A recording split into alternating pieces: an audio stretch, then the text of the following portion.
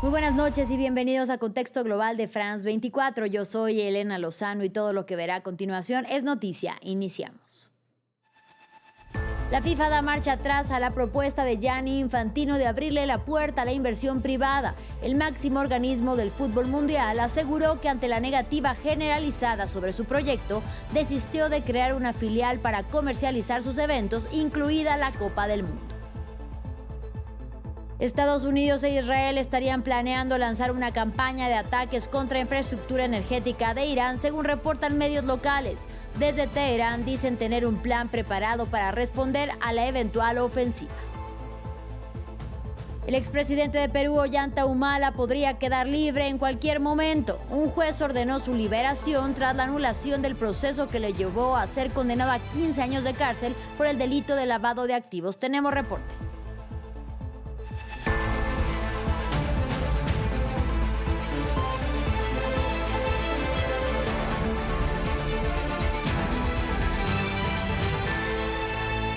Para iniciar, la negativa mundial al plan de la FIFA dio resultados. El máximo organismo del fútbol mundial da marcha atrás a la propuesta de su presidente Gianni Infantino de abrirle la puerta a la inversión privada. En un comunicado, la FIFA informó que escuchó con atención y que le quedó claro que el proyecto genera divisiones y que por lo tanto decidió echarlo para atrás. Recordemos que dicho proyecto contemplaba vender el 20% de una nueva filial que buscaba crear para manejar operaciones comerciales y de eventos de la organización, tal y como el Mundial. Las federaciones de Europa, Asia y de Centro, Norteamérica y el Caribe habían dicho no, incluso el propio jefe de operaciones de la FIFA. Esto manifestó Infantino. Tras haber escuchado atentamente todas las opiniones, ha quedado claro que el proyecto ha generado divisiones de tal naturaleza que, independientemente del nivel de apoyo, ya no redundan en beneficio del objetivo fijado en un principio. Nuestro propósito siempre ha sido y siempre será unir y mejorar. En consecuencia, esta propuesta no seguirá adelante. Ahora vamos con la guerra en Medio Oriente. Estados Unidos e Israel estarían planeando lanzar una campaña de ataques contra infraestructura energética de Irán. Así lo reporta CBS News, medio que informó que todavía faltaría que Donald Trump dé luz verde a la ofensiva. El eventual ataque marcaría el regreso de Tel Aviv a la guerra iniciada el 28 de febrero por ambos países contra la República Islámica. En respuesta, Teherán advirtió que ya tiene un plan para responder a cualquier ataque y que este incluiría infraestructura crítica israelí e infraestructura de Washington en la región. Previo a esta información, el mandatario republicano había advertido con nuevos ataques contra territorio iraní. Escuchemos. Bueno, siempre quieren hablar, pero rompen su palabra muy a menudo. Steve está hablando. Jared, tenemos gente muy buena. J.D. Vance está involucrado, muy involucrado. Tenemos gente estupenda hablando. Marco está involucrado. Todos están involucrados. Gente muy buena. Tenemos a la mejor gente, pero harán un trato. ¿Cree que se puede llegar a un acuerdo con Irán teniendo en cuenta lo desleales que son? Estoy perdiendo la fe en ellos porque mienten y tergiversan la verdad. En otro frente que mantiene abierto Israel, el acuerdo de desarme de Hamás como parte del plan de paz de Donald Trump para la Franja de Gaza parece enfrentarse con los mismos antiguos obstáculos. El grupo islamista aceptó seguir una hoja de ruta para su desarme, pero siempre y cuando Israel cumpla la retirada de sus tropas de territorio gazatí. Por su parte, Tel Aviv también condicionó que se irá del devastado enclave palestino solo hasta que Hamás deponga las armas. Patricio Peralta con los detalles. Un nuevo acuerdo para Gaza, pero que enfrenta viejos obstáculos. Hamás condicionó su desarme siempre y cuando Israel retire primero sus tropas del enclave, mientras que una fuente israelí dijo que lo harán si Hamás deja las armas primero.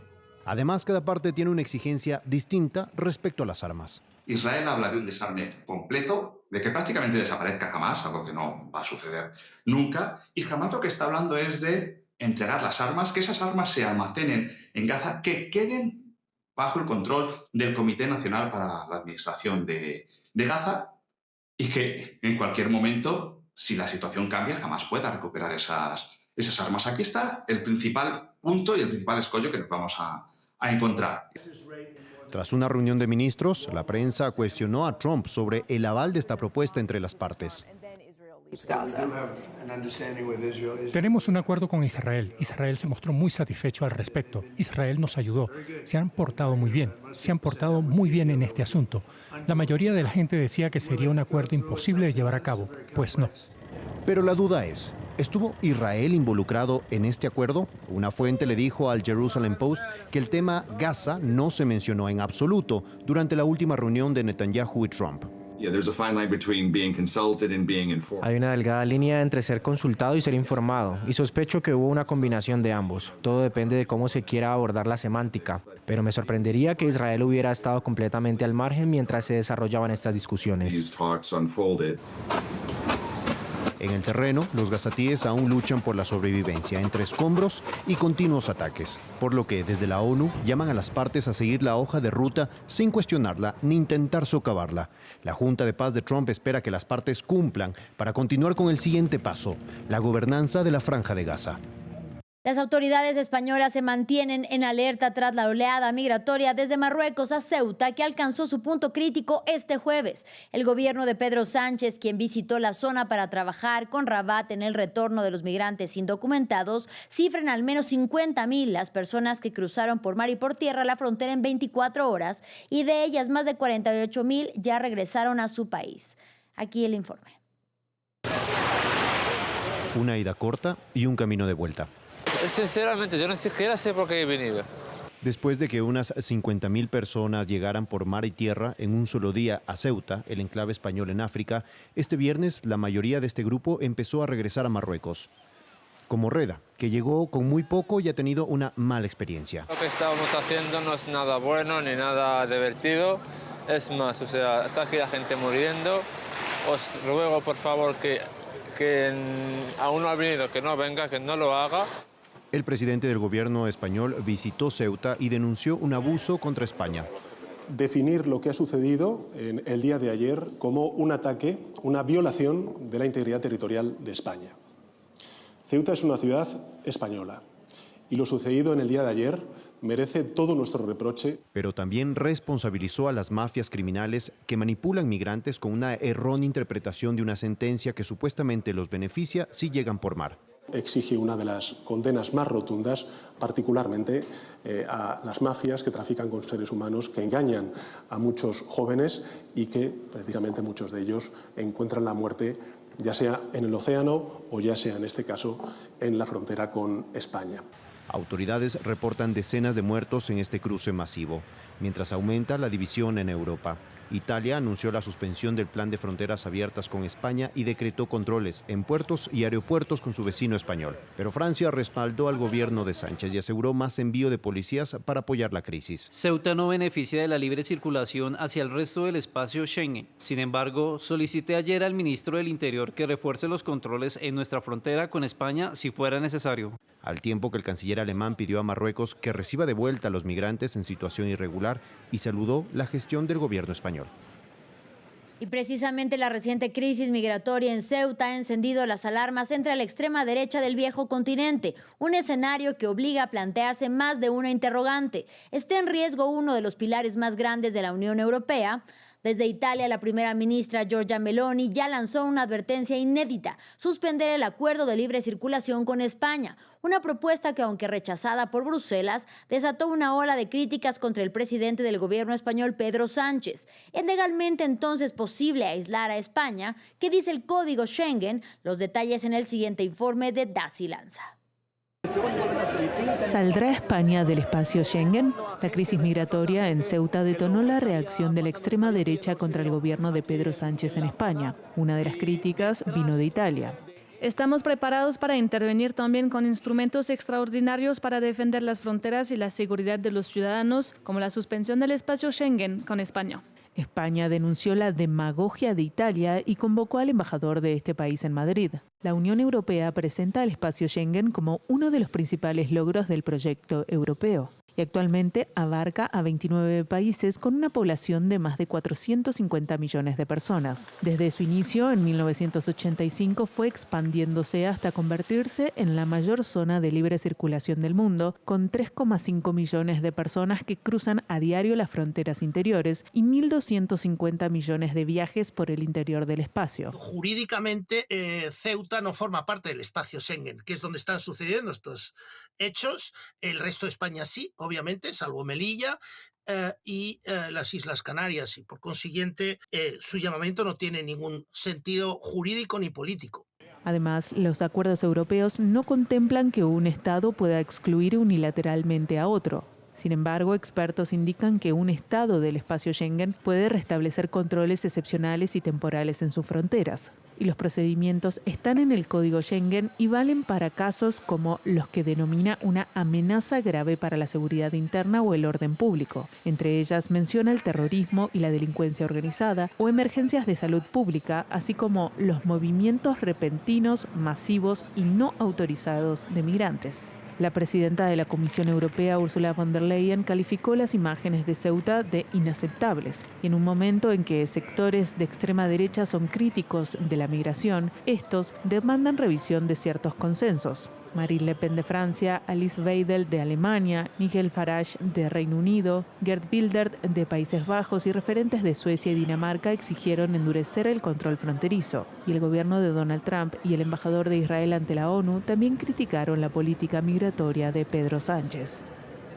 Ahora hablamos de la guerra en Ucrania, bajo ataque. Así declaró el alcalde de Kiev, a la capital ucraniana, que a primera hora de este fin de semana fue blanco de ataques de Moscú con misiles balísticos que dejan un saldo provisional de al menos 3 muertos. Las autoridades llamaron a los ciudadanos a permanecer en los refugios. Según la prensa internacional, se han escuchado más de 10 explosiones seguidas y las detonaciones fueron tan intensas que dispararon las alarmas de los automóviles estacionados en las calles.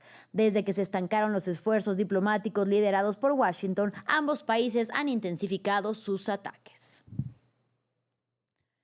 Continuamos en Italia. Destrucción en la ciudad de Nápoles. Al menos 8 personas resultaron heridas leves en la provincia italiana, producto de un terremoto de magnitud 4,7. Se trata del mayor sismo registrado en esa zona en los últimos 40 años, según informó Protección Civil italiana. El movimiento telúrico provocó el derrumbe de la fachada de un edificio en la localidad de Pozzuoli, cuyos escombros cayeron encima de vehículos. Además, se produjeron cortes de luz. El gobierno de Italia anunció que la unidad de crisis ya coordina la supervisión y respuesta tras el terremoto.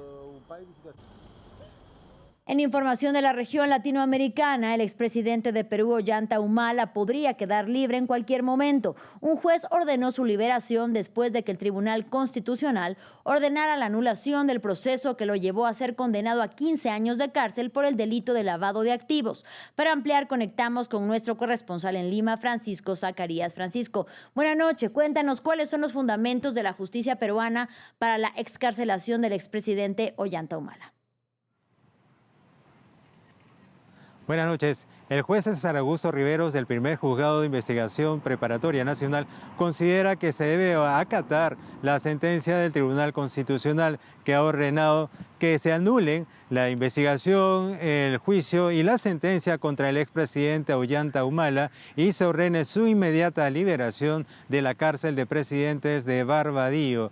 Los magistrados señalan que la recepción de dinero de procedencia que se dice es dudosa del gobierno de Venezuela y de las empresas brasileñas OAS y Odebrecht en los años 2006 y 2011 para las campañas presidenciales de Ollanta Humala no constituyen en realidad delitos tipificados en aquel entonces por la legislación peruana, porque esta tipificación de dinero ilegal de procedencia ilícita recién había sido inscrita en el Código Penal peruano a partir del año 2016 y por tanto señalan que las leyes no son retroactivas. Es por eso que consideran que habría habido principios de vulneración de legalidad y también de tipicidad y por tanto privar de la libertad al expresidente Ollanta Humala constituye fundamentos que no son constitucionales ni legales. Por eso es que su abogado Wilfredo Pedraza se ha personado al penal de Barbadillo para hacer los trámites correspondientes para la liberación del exmandatario que a estas horas de la noche están esperando que los funcionarios del Instituto Nacional Penitenciario procedan con su excarcelación. Francisco, ¿y qué reacciones ha generado la liberación del exmandatario o la próxima liberación?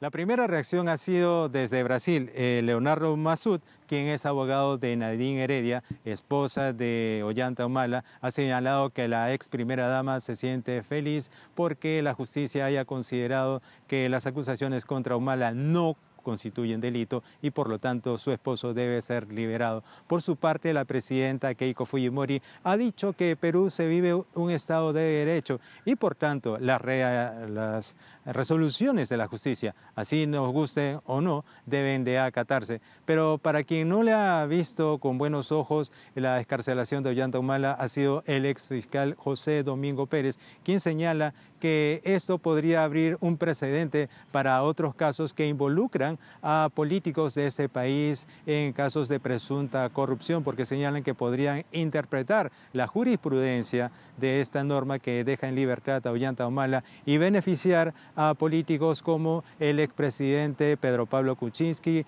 la ex candidata presidencial Lourdes Flores, así como algunos dirigentes del partido político aprista. A esta hora ya se están ultimando los detalles para la liberación del expresidente Ollanta Humala y sus simpatizantes han llegado a la cárcel de Barbadillo para ver a su líder y tratar de acompañarlo hasta su domicilio. Gracias, Francisco, por tu reporte desde la capital peruana. Y también en Perú, con la llegada de la derechista Keiko Fujimori al poder, el país andino voltea aún más la mirada hacia Estados Unidos. Este viernes el gobierno anunció que avanza hacia su incorporación al llamado Escudo de las Américas, la alianza conservadora liderada por el presidente estadounidense Donald Trump, con la que busca combatir el crimen transnacional. Recordemos que Perú atraviesa por su peor crisis de seguridad desde su conflicto armado interno que tuvo lugar entre 1980 y el año 2000. Escuchemos. Para combatir la criminalidad, continuaremos los avances alcanzados con el compromiso regional de Santiago y, como ha señalado nuestra presidenta, nuestra incorporación al Escudo de las Américas. La reactivación de mecanismos de seguridad con nuestros vecinos constituye una base que debe ser profundizada y traducida en resultados concretos para la población. En otro orden de ideas, se está descontrolando la inteligencia artificial. Las dos mayores empresas desarrolladoras de esta tecnología, como lo son Anthropic y OpenAI, revelaron que sus modelos llevaron a cabo una ola de ataques informáticos durante las pruebas de esta semana. Las revelaciones también se producen cuando OpenAI anunció que ha superado los 1.000 millones de usuarios activos casi 4 años después del lanzamiento de ChatGPT. La referida expansión muestra la rapidez con la que se están adoptando estos sistemas cada vez más potentes. Más en el siguiente informe. La inteligencia artificial está transformando todo, desde el ámbito laboral hasta la seguridad nacional. Pero esta semana, la tecnología fue noticia por un motivo muy diferente, luego que 2 de las mayores empresas de inteligencia artificial en el mundo revelaran que sus modelos habían pirateado sistemas informáticos durante las pruebas. Anthropic anunció el jueves que su modelo Cloud hackeó los sistemas de 3 organizaciones y tras más de 141.000 evaluaciones reveló lo siguiente. Cada incidente implicó un escenario ficticio diferente de la captura de la bandera. Por ejemplo, en uno, Claude se hizo pasar por un empleado de una empresa ficticia, atacando sus sistemas internos dentro de un entorno de prueba privado. Esta revelación se produce pocos días después que su rival, OpenAI, revelara que uno de sus agentes de inteligencia artificial llevó a cabo una campaña de pirateo informático por varios días durante unas pruebas. La empresa afirma que el bot atacó al desarrollador de inteligencia artificial Hugging Face y a varios servicios públicos. Ante el hecho que modelos de inteligencia artificial hayan escapado y estén llevando ciberataques, ¿consideraría implementar controles más estrictos o contempla la posibilidad de negociar? Estamos analizando la IA, estamos analizando los controles y también nos estamos asegurando de liderar. Estos incidentes se producen mientras los gobiernos se apresuran a mantenerse al día con la tecnología. El sábado está prevista la publicación del decreto presidencial sobre la inteligencia artificial, después de que se concedieran 60 días a las agencias federales para diseñar un marco de seguridad voluntario para los desarrolladores de inteligencia artificial avanzada. A partir del domingo, la Unión Europea va aún más allá, aplicando la mayor parte de su histórica ley de inteligencia artificial, la primera legislación integral del mundo que regula esta tecnología, supervisando la manera en que los laboratorios más avanzados gestionan los riesgos sistémicos. Fin del informativo. Gracias por su compañía y hasta la próxima.